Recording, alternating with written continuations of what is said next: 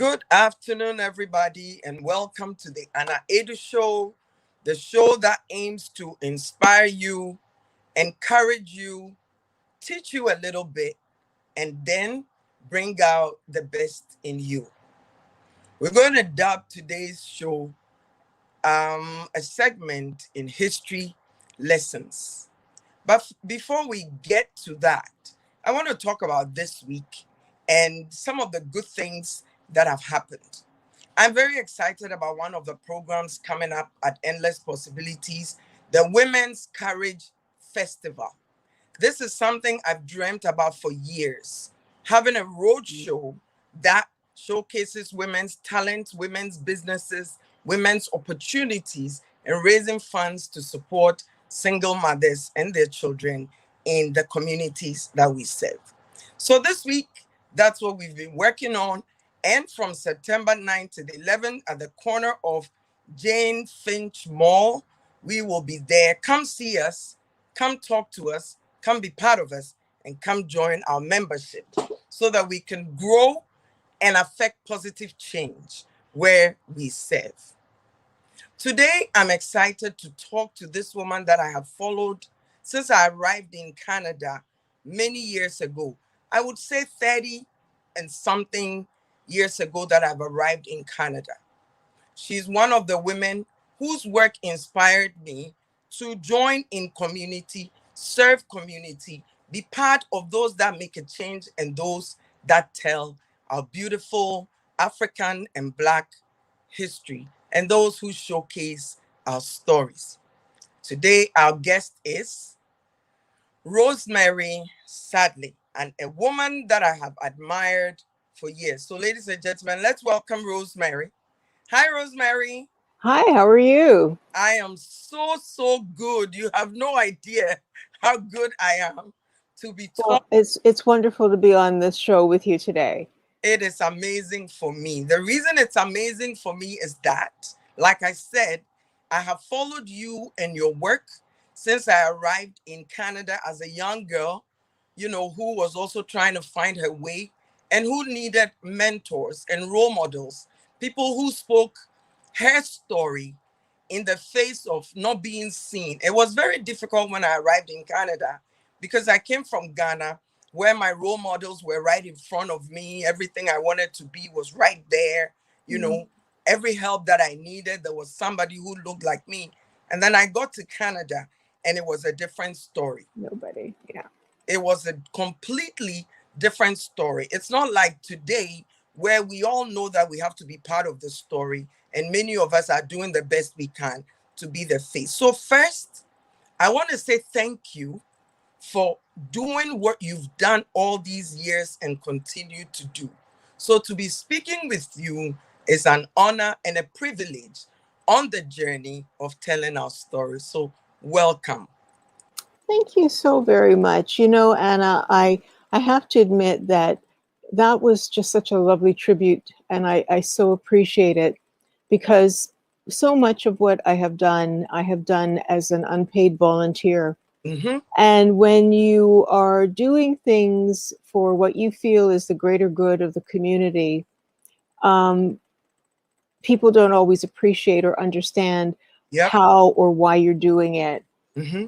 And but at the end of the day, you know, you hope that people understand, Mm-hmm. people value, Mm-hmm. people appreciate, people understand why you're trying to make space and tell our story, and people ultimately that it makes things better for everybody. Mm-hmm. So thank you so much for letting me know that I touched part of your journey. I Mm. I appreciate that. You didn't only touch my journey, you actually showed me that it is important to be, to not just sit back, be in the background. What you also showed me was that you have to be in the forefront, you Mm. know, asking questions, implementing things. And I find that that is a bit difficult for people. And like you said, for those of us who try to do the best that we can and show our face, a lot of times we face backlash. A lot of times it's a lonely journey, but at the same time, it is worth everything. So once again, thank you. But Thank you. before we go any further, I would like people who don't know you and maybe don't know the story, if you can tell us a bit about yourself. I usually don't want to take it away from the guest because I like the guest to touch on points that they want people to know about them and their journey. Mm. Well, Anna, like you, um, while I was born in this country, um, there was just really not very much that was representing me or gave me the opportunity to see myself at all in the Mm-hmm. broader community. And I had the good fortune of attending a Black church, so that at least on Sunday, in addition to the spiritual elements and the rituals and whatnot, I had the opportunity to see Black people doing things that Mm-hmm. and so I knew from my own lived experience that beyond my family, there were Black people in this place doing a wide range of things that were very positive and productive. Mm-hmm. Mm-hmm. Um, when I went, by the time, time goes on and I had the opportunity to um, be awakened in terms of an even more significant Black presence and Black contribution in this country through attending some lectures that Black students from University of Toronto were giving informally in the community when I was in high school. So that ultimately, later again, when I ended up being on the board of the Ontario Black History Society, Mm-hmm. I came already with the idea that we had a very long and important history and contribution in this country. Mm-hmm. And it was further spurred by the reality that by this time I had 3 children, Mm-hmm. and I was horrified to fully realize through a whole range of things, and not that you forget, because I'm here, I didn't live someplace else. I lived in Toronto, but I was just so starkly reminded Mm-hmm. that things had not gotten that much better from the Mm-hmm. time I was little. Mm-hmm. And certainly there have been things that have changed and improved and broadened and become more inclusive. But even at that point in time, and we're talking about 1993, when I became the president of the Ontario Black History Society, things were still not that much different. Right. Who was in government, who was in leadership in corporations, who were on the agencies, boards, and commissions, how were Black people portrayed on TV, what was good and what was bad, what Mm-hmm. did people generally think they knew about Black people in this country. It was still very, very much Mm-hmm. um, a stereotypical version. Right. Right. So, and that, I like the way you said it was such a stereotypical version, right? Because, like I said, the kind of Black person that I saw growing up in Ghana was completely different from when I arrived in Canada. When I arrived in Canada, it seemed like I was seeing Black people related to violence and living a substandard lifestyle. It seemed like the stories that were being told were always of death, shootings, and all that. So it was quite a shock to my system. Needless to say, I knew there was a better story. Like you, when you went to church on Sunday, there was a bigger and a better story. And so Yes. I had to look for people so that because it became a very lonely and a very drastic emotional journey, right? It was almost delusional, like, no, this is not about, what do I do? So then I started looking for people such as yourselves, because I didn't see my own Ghanaian person in a role that I could see, but I could see you, which didn't matter at all that you were Ghanaian or whatever. the most important thing was that here's a Black woman who was working to tell my story and our story. So, what has the journey been like? I can't imagine that it's been easy for you, because I know the little I've done hasn't been easy. Um, it wasn't easy. Mhm, And when you're doing it, you're not necessarily thinking about, is this easy? Is it hard? Am I a trailblazer? Am I not? mhm, I came into the situation unexpectedly. I didn't plan to be. I wasn't angling to be the president of the Ontario Black History Society, but I happened to get to a board meeting on time, and they had the election, and that was it. So I didn't come in with this plan, I'm mhm, going to, but once I was there, it was, for me, I took it as a very, and I still see it as a very, I still see my work, my effort as being like a trustee mhm. for a very precious legacy, which is us and our story, Right. and making things better for us. So I did everything, and I knew, because I didn't need, not that studies aren't important, they are, but I was coming into the experience having lived in this country and already knowing what was not there from my own experience, and then, of course, through the experience of my children. So I Mhm, was able to try and find ways to address some of those things that were not there. mhm, And that meant that I was doing it through the framework of the or of an organization that already had been established, that had mhm, already made some incredible, significant contributions, obviously. And mhm. so I was building on them and extending them, and I was doing it like my life depended on it, because it Yes. did. It did. Yes. And my life and everybody's life. I mean, if we needed, books, we needed Black history in school, we needed to see positive images, we needed exhibits, we needed the Black History Month posters that the organization created. We Mhm, needed all of those things because everything was missing. And mm, the other part of that is that I felt it was very important to start early. A lot of what some people seem to focus on was doing things for university students. That's great, mhm, but you suffer, you are harmed, you are invisibilized long before you ever might get to university. mm, So mm, you need to start as early so that kids feel that they're not alone. mhm, Kids feel that there are people who look like them, that have done things. mhm, And that idea that you can't be it unless you can see it, it's very true. Because mm. what do our young people see? If you were seeing only criminals, is that what you're to aspire to? Exactly. And the broader society at that time, and maybe even now, I mean, what is the interest of the broader society?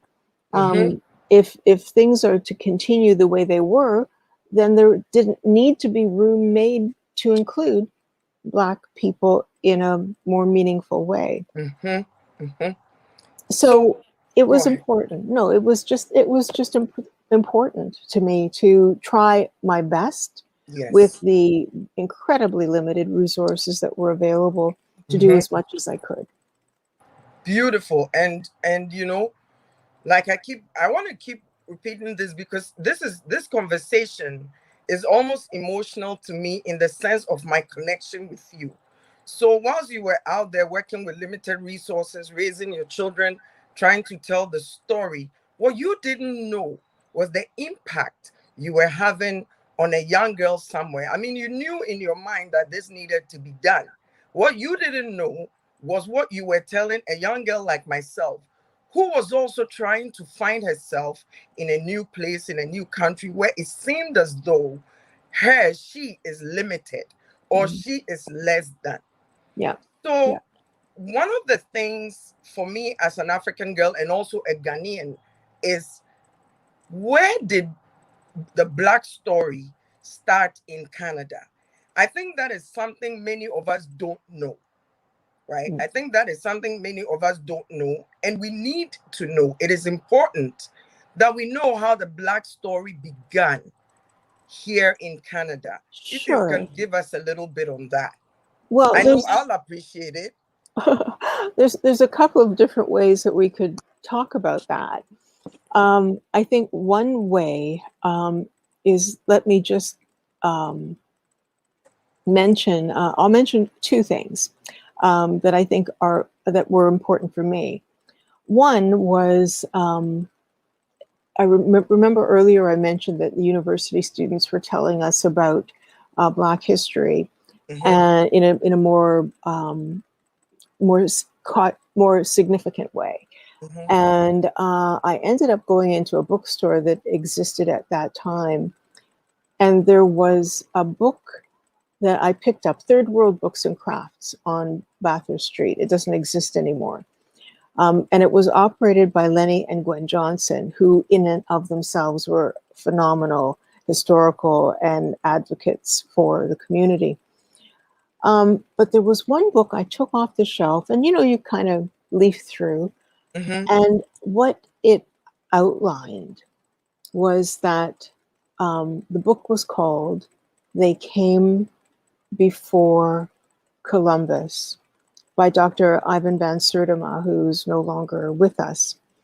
And as I was leafing through this book, because the title was very curious to me, because we all learned. I mean, we would play games in the schoolyard about Christopher Columbus discovering America in 1492.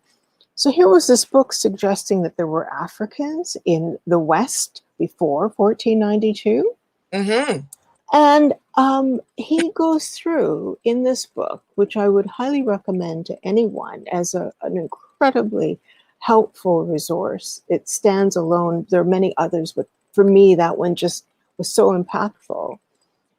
He talks about Africans being in the New World, in the West, Mm-hmm. in North America and South America and the Caribbean, in the 1400s, in the 1100s, in what is essentially Mexico, in Mm-hmm. 800 AD, with the Olmec, statues that were created. This was phenomenal. The Mm-hmm. idea that Africans were also navigators, because part of what we learn is that Africans, or what we learn by omission, is that Africans were kind of all just sitting on the continent waiting to be enslaved, Mm. as opposed to Africans were active participants in their own lives, Mm-hmm. had varied occupations and skills, just like other groups, Mm-hmm. and that they were even navigators and even people with culture, which was something that had never been conveyed to us before. Right. So I think that would be a really good place to start. But the other piece that I think makes it very concrete, the lands that we now call Canada Mm-hmm. were first settled Mm-hmm. briefly by the first African we have a name for. There were Africans in this land we now call Canada in the 1400s. They were coureurs de bois. They were helping with the fur trade in the 1400s and the 1500s. They helped to found the city of Chicago because the borders, pretty close, and Mm-hmm. also the city of Detroit. And so it's important to think about that. Yes. Um, but the first African that we have a name for, not just some, that they were Black people with other people, is Matthew Decosta. And Mm. Matthew Decosta was not a slave. He was a free African man who Okay. had skills in communication. He could speak at least 5 languages, which would include the language from his West African home, French, Portuguese, I believe Spanish, and the other language, the key language, is that Mm. he could speak Mi'kmaq. Okay. Now, how do Okay. you speak Mi'kmaq? Mi'kmaq is not a European language. No. It's not an African language. Mm-hmm. It's a Canadian language. And it means that he was here before. But he's recorded as traveling with Samuel de Champlain in 1604. He helped to effect trade between the West and Europe because he could work and understand the cultural ways of the First Nations on Canada's East Coast. So And he lived. he wasn't in Canada as a slave. No, he was not. Okay. And he was very highly sought, well paid, and lived in Canada for at least a year because they had to winter over. So he was here for a year for sure. Um, he was part of the first social order in Canada called the Order of Good Cheer. Mm. And I mean, I think that while I don't believe he has any descendants, but who knows? I don't believe he has any descendants. None have been officially put on the record. I think that the reality that this was somebody that was here, and this was somebody that was here early, and this is somebody that was so effective in their communication, so skilled at contract negotiation, that when I was on the Canada Post Stamp Advisory Committee, I made a point of ensuring that Matthew Decosta was commemorated on one of the Canadian stamps. Wow, wow. Anyway, so what we're saying is that there were blacks here who were not slaves. So we didn't land in Canada as slaves. Correct. That's So right. yeah, so my thing is we didn't land in Canada as slaves. But I also know that um there's a group of blacks who are sort of the origin, like, I don't know if I'm saying it the right way, but I often hear people say that there are blacks settled in Nova Scotia Well, first. okay, so there are Nova Scotia. At one point in time, Nova Scotia was basically what was that Nova Scotia included New Brunswick and Prince Edward Island, essentially, and Newfoundland. It was all considered Nova Scotia. So when we talk about Nova Scotia, historically, it also included essentially the Maritimes. Okay. And I just want to go back one second, because I think it's important for us to, before we talk about generational Africans, I think that we also have to speak to the reality that Canada was absolutely founded on the existence of slavery in this country, which existed for a good 200 years before Confederation. So the structures upon which this country is founded on were connected very much to the transatlantic slave trade and the enslavement of First Nations and Africans, with the first named enslaved African being a child of about 8 years of age, and his name was Olivier le Jeune, Oliver the Young One, and he was in Quebec.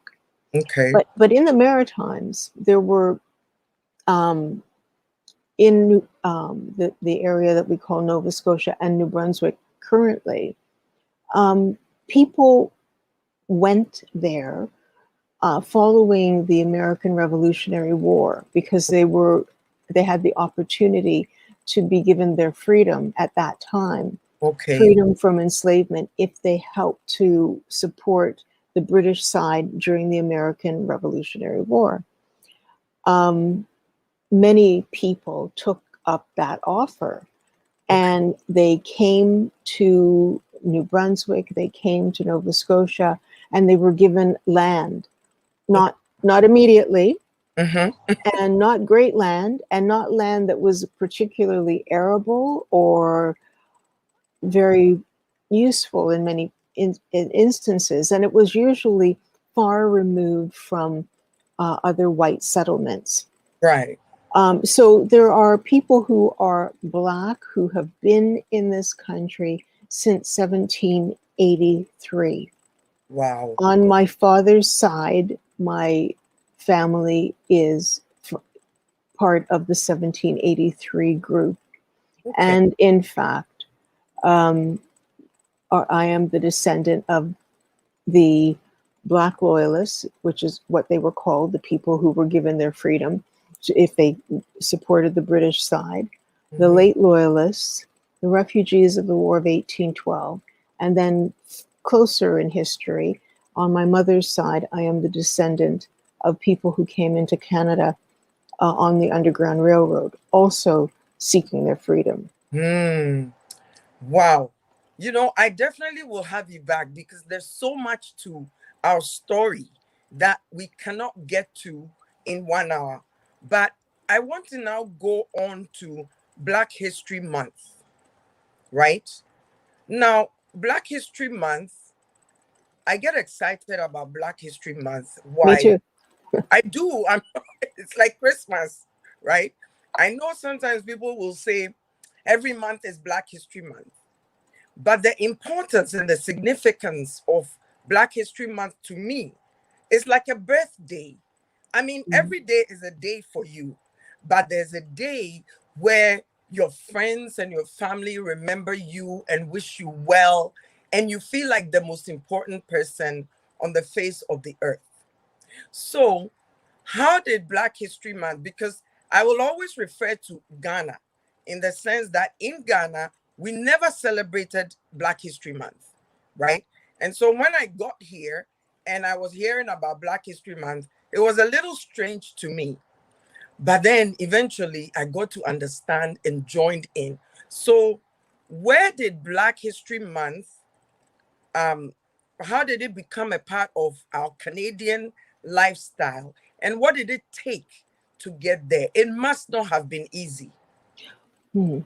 Let me just go back a bit because, of course, you would not need a Black History Month in Ghana when your story, your presence, your reality is reflected everywhere around you Right, in a Black majority country. But in the West, we were not in a majority situation. right. And in 1926, a Black intellectual, Carter G. Woodson, conceived of the idea to have something called Black Negro History Week. Mm, And from Negro History Week became Black History Month. This was in 1926. By the 1970s, it was then considered Black History Month. In the 1950s, mhm. Negro History Month, Black History Month was celebrated in Toronto within the Black community Okay. at the British Methodist Episcopal Church, and it was organized by the Canadian Negro Women's Association. And the first host of the first celebration within the Black community was Stanley G. Grizel.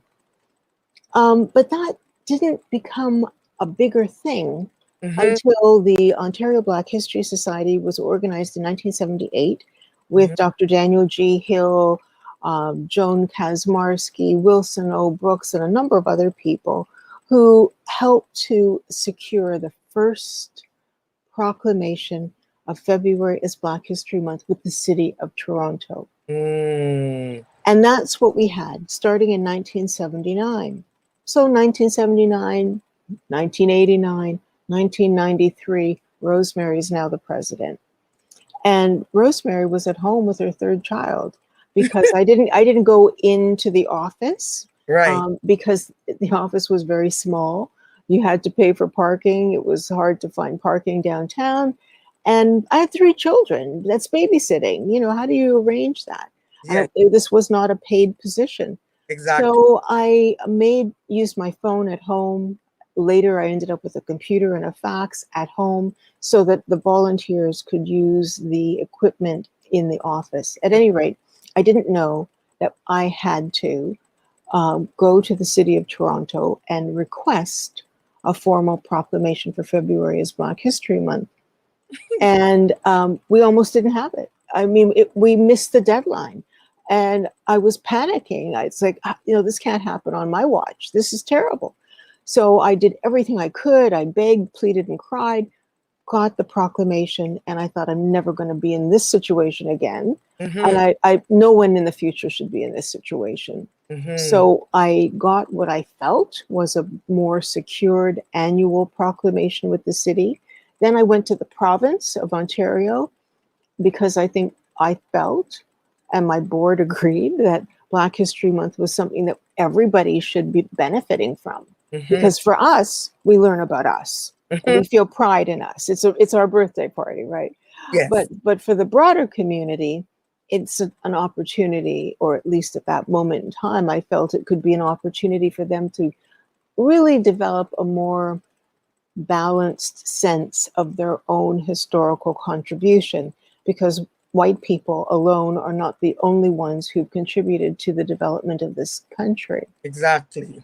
So I went to the province, and the province was able to effect a Black History Month proclamation through my contact there, Daniel O'Brien. Then I went to every province in the country to get them to commemorate Black History Month. Then I went to representatives that I knew in the federal government, my own personal representatives, but pointedly Black representatives, people who I thought would have a vested personal interest, Yes. including Senator Ann Cools and other Black members of Parliament. And ultimately, it did land with Jean Augustine, and I supplied her office with all kinds of Black history information and other MPs. Mm-hmm. And it was built upon the hundreds of Black history presentations that I had been doing, or well, by that time I was building building upon what had already been done with the OBHS. But I Right. know that I personally was doing hundreds, and by the time of my departure from the OBHS, it was thousands of Black history presentations and radio and TV interviews to get people interested and motivated and aware that there was this thing called Black History Month that we could all celebrate. Mm. I remember the excitement in 1995 as it looked like it was going to happen. And finally I got the call from her office. It was going to go through and I could watch it on CPAC. And I said, yes. Yes.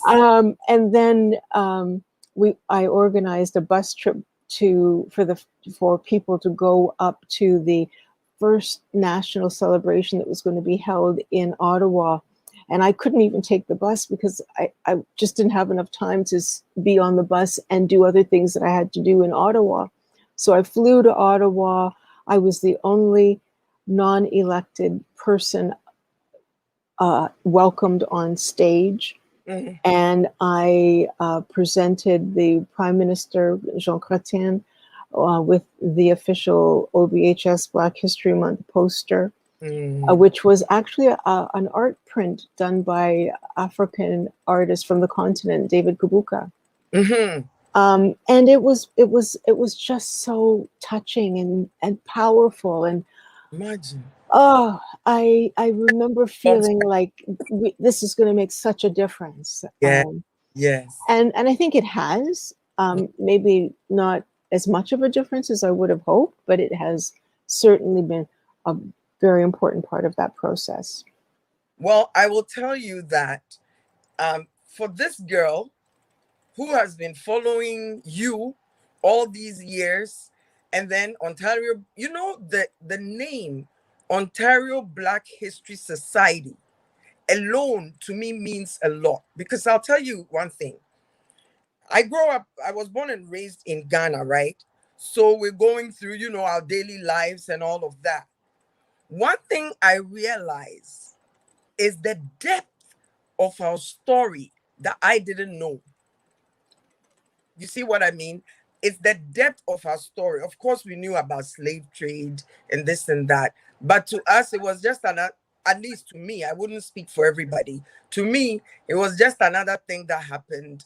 And once in a while, we'll go to the slave ports, which is like a normal thing. It's not a big deal, right? Then I got to Canada. And then I began. So I want you to understand. You may say that you haven't seen as much of a difference, or you thought would be more, but the work that you all have done, you, Jean Augustine, the Share newspaper at the time, Anne Marie, I mean, so many other people opened up the eyes of this African girl who now began to understand her story, not just on the surface, but the depth of it. And that has caused me to also continue to do the work that I do. And I know from what young people say to me is that they are also beginning to understand. So you've done massive work on that level. And I plan to continue to walk behind you, watch you, have the courage to also step forward. But now let's go on to Emancipation Day, which was just announced. And I saw you speak about it. And my heart was like, oh, here's another thing. Here's another victory that tells me that we're still working, that we're still moving. So tell me, and anybody listening, about Emancipation Day, its importance, and how it all came about.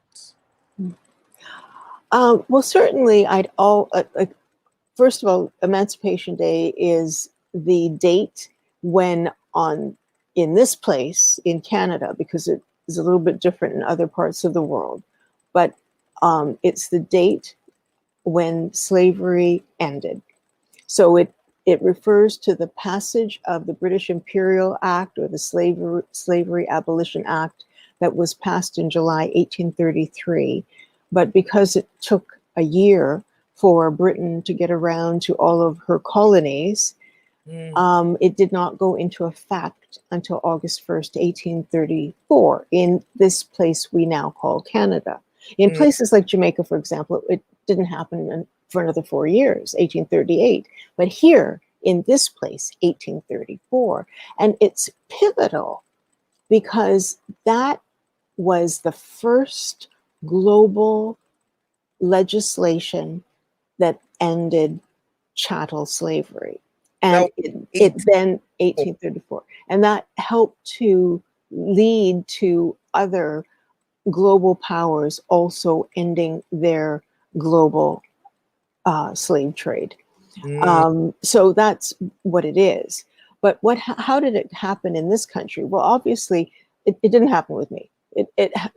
Emancipation celebrations sprang up immediately in this country come 1834, when Black people who were enslaved here, Black people who were now freed here, Black people who may have already been free by 1834 because they had freed themselves anyway, they broke into spontaneous outbursts of joy, praise, and dance.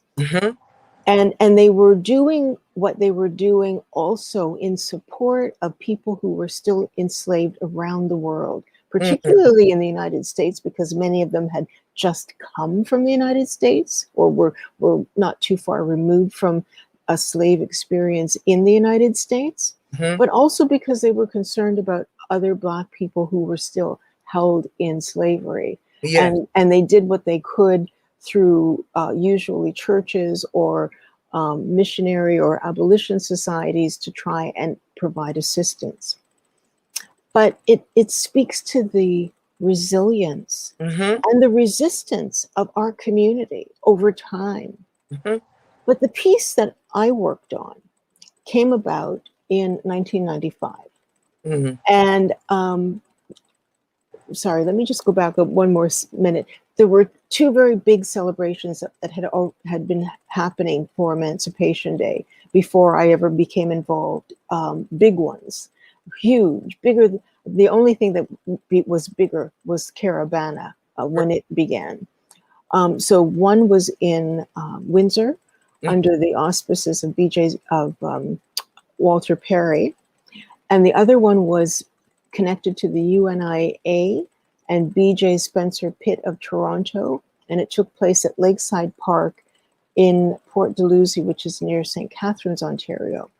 Both of these were huge. They were bi-national celebrations, having guests and participants from the United States and Canada. They were massive, but especially the one in Windsor. And both of them fizzled out in part because of government and police decisions, Mm-hmm. because there were concerns about the possible negative impact of rioting during the civil rights movement in the 1960s.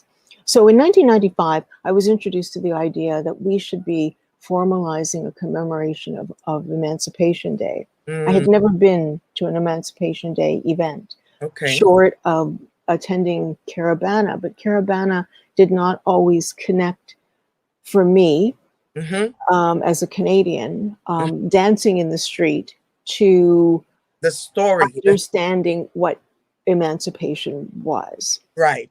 And I was introduced to the concept by somebody who went on to become the ambassador of Trinidad and Tobago. We were able, because he did remain in Toronto for a number of months, we were able to secure proclamations marking August 1st as Emancipation Day with the City of Toronto, Metro Toronto, and the City of Ottawa by 1996.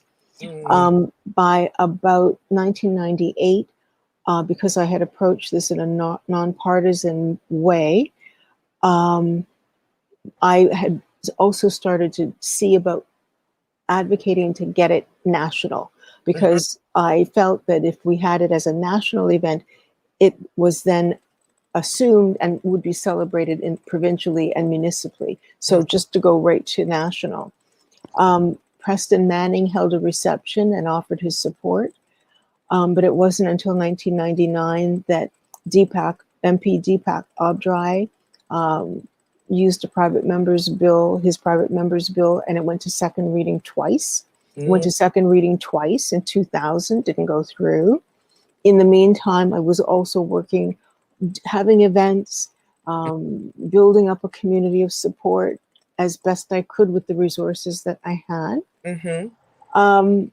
By 2008, it became the first unanimous all-party Bill 111 in the province of Ontario, put Okay. forward by Ted Arnott, who's now Speaker of the House, Maria Van Bommel, and Peter Kormos. Mm, And then I, again, with this, not with the OBHS, I was on my own. And in 2015, I began the process with this new government, hoping that we would be able to see Emancipation Day commemorated across Canada. Went mm, to my own MP, Arifurani, went to Greg Fergus, started a parliamentary petition, which I submitted February 14th, 2016. And Senator Wanda Thomas Bernard indicated that she wanted to work on it. Went to second reading twice in the Senate, didn't go through. oh man. So now it ends up back in the House of Commons. Majid Jahawari takes it to second reading. It looks like I wasn't sure what was going to happen. Anyway, long story, ends up final reading March 24th, 2021. I'm watching the votes. And I realize everybody's voting in favor. The Ooh, comments are all in favor. ooh. When it got to be, when we had more than 50%, I started to actually feel emotional. Yeah. And I realized it was going to be unanimous. So the motion 36 was passed, and that made it Emancipation Day across Canada. And it was later adopted in the Senate through Senator Wanda Thomas Bernard.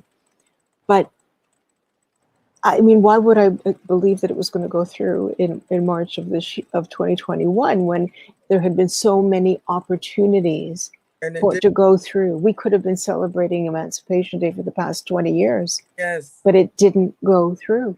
Mm-hmm. So I'm very, very, very grateful for all of those people who signed petitions, Mm-hmm. all of those people who came to events, all of those people who were also getting in touch with their MPs, Mm-hmm. all of those people, including, of course, and very much MP Majid Jahare and Senator Wanda Thomas Bernard for their efforts politically to make this happen, because that's how our system works. We there's I think that people are forgetting their own agency if they think that government alone will do things. We have to push, we have to request, we have to do the work. And everyone can do that, some of that work. Thank you. I like that you said we have to push, we have to do the work. I often, I often say to people, of course, we know that racism does exist. Absolutely. But you just said we have to push, we have to work, right? I often say to people, if we want to see change, we have to be the ones that take the first step and often give up. Because sometimes the concept you're bringing to the table is new to the people at the table. Maybe they don't know. Maybe they know and have decided not to know. But for you that sees the importance of whatever you're bringing to the table, it is your duty, number one, to not be angry, to come and to seek that you're understood, right? Because I believe that once we understand each other, we can begin to communicate from a colorless place. Because now you understand me, I understand you. Our humanity is now what's on the table. Based on all the work that you've done, would you agree to the statement that I've just made? Because you've been up, you've been down, you've been up, you've been down. You've wanted to give up trying to live your life, raise your children, just be Rosemary, right? But you never gave up. And today we're all here, but you worked with a whole group of people. So what would you tell the rest of us who are doing the best we can in our little corners and are facing the rejections and the disappointments? What would you tell us so that we don't give up? I think that we have to think about what the future is going to be.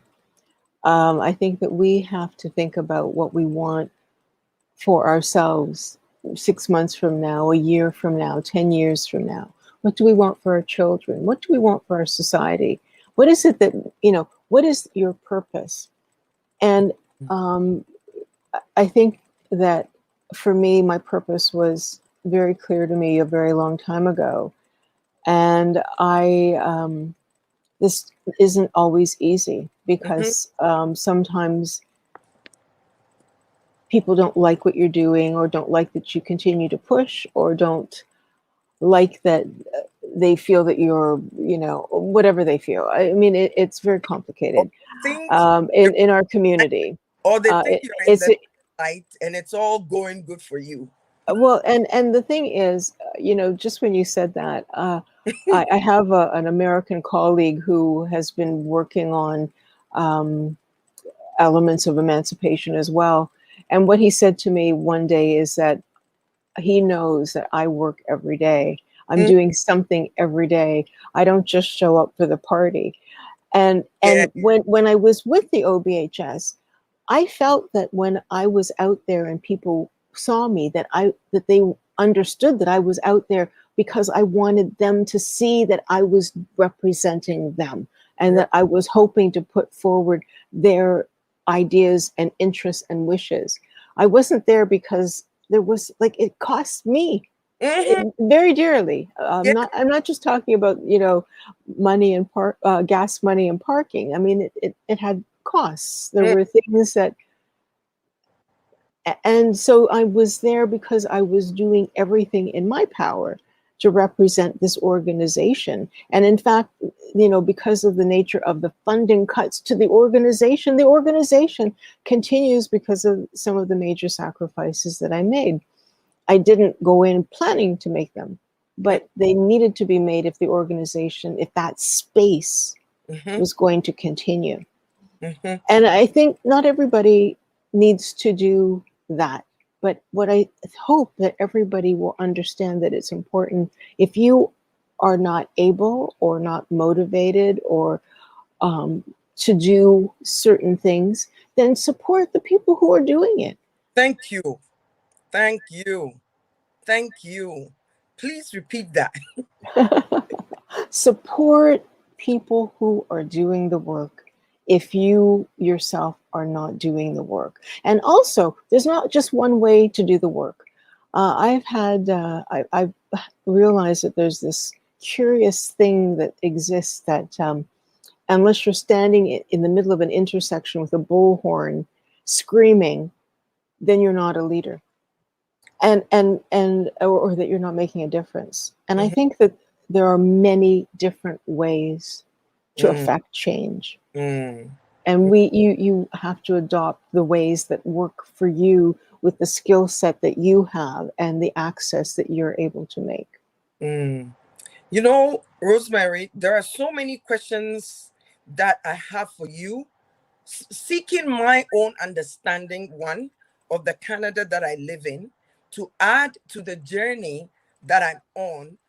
And I find that, when I combine Ghanaian culture and Canadian culture and who we are as Black people in Canada, I see such wealth. I see such wealth and I see such power, right? But some of us grew up being told, don't speak too much, don't show your face too much. Sometimes you're actually threatened, and people who themselves are afraid will say, why are you so in front?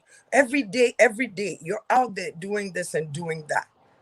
Please whisper some kind words into the hearts of those young ones or even older ones who now want to step up to the plate. But they have experienced the torture, they've experienced the backlash, they've experienced loss. As you said, there are losses I'm sure you don't even want to talk about, to come to get to this point. But from the place of courage, from where you're coming from, whisper a few words into the hearts and into the minds of those of us who are also doing the best that we can because we know that there is more to give to humanity. Well, I think it would be an appeal to their conscience because Mm, if you are not making the effort to confront and address and facilitate the changes that you know need to be made, who's going to do it? mm, Who, you're the grown up. You're the one that has to take care of it. mm. And I think that racism doesn't eradicate itself. Thank It's you. something that we have to work at eradicating. Thank you. You know, Rosemary, I have no words to explain what I feel about you agreeing to be part of this, but I've decided that there has to be a history segment of this show along the way so that this could also be another platform where I learn, and I mean learn earnestly, where I learn so that whatever step I'm taking, I know where I'm coming from, and then I can bring the Ghanaian stuff to add to it because once we combine it, it is such a powerful and inspiring message to not only Black people but to humanity. Because one thing is, I see it every day in my line of work with the Ghana High Commission, how people hunger for the culture and all of that. So may God bless and keep you and continue to give you the strength. But I'm telling you, we're not done. This is only the beginning of the journey that I want to travel with you because I feel like there's so much I can learn from you so that I can hand it down to the next generation. I so appreciate you coming on the show, and I'll definitely be in touch for us to plan more and more and more. Thank you so much. Have a good weekend and have a good afternoon. Thank you. Thank you so much for having me on your show, and I look forward to more in the future. Yes, thank you so much. Ladies and gentlemen, I do appreciate all of you for tuning in. Do share this video because we have a lot to teach and we have a lot to learn. So do share it. Ask your friends to share it. And if you have any questions, email me endlesspossibilities@rogers.com. Stay blessed and continue to be the best you can be in your home, in your community, and in your country, wherever you are. Bye-bye.